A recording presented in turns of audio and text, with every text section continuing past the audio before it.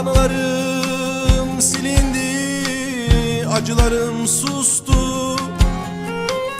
Suretin sularda, resmin duvarda.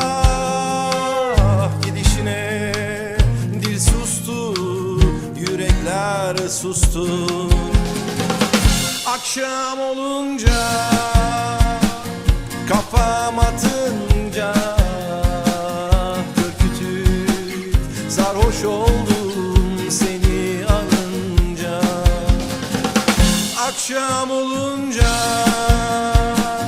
kafam atınca, ürkütüp sarhoş oldum seni alınca.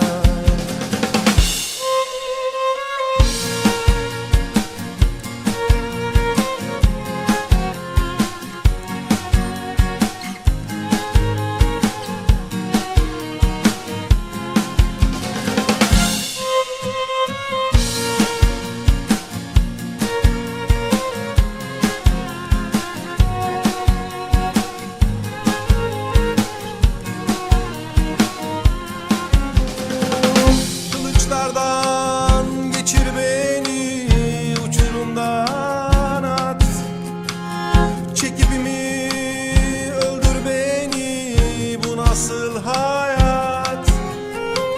Doğra beni lime lime, beni hedef yap. Düşmanıma esir et, mezarımı kaz.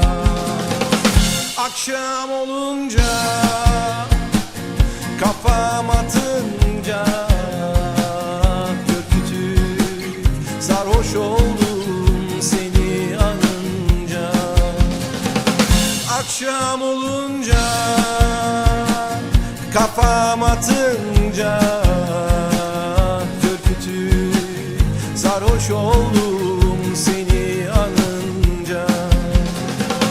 Akşam olunca, kafam atınca, ürkütüp sarhoş oldum seni